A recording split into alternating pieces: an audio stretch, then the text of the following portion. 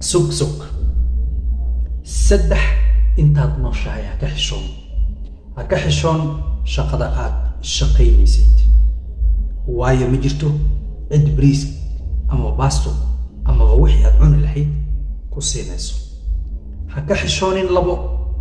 background-kaada ama family background-kaada noloshaada si aan jirtay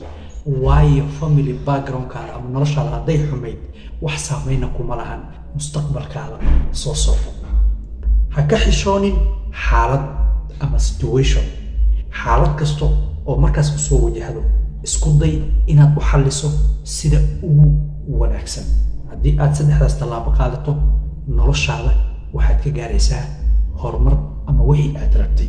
haddii aad clipka aad daawato dhammaystirmatay waxaan kaa codsanayaa inaad linkiga hoose youtube-ka ku dhufato subscribe-na aad ii saarto tiktokana aad follow ii tiraahdo like-na aad ii saarto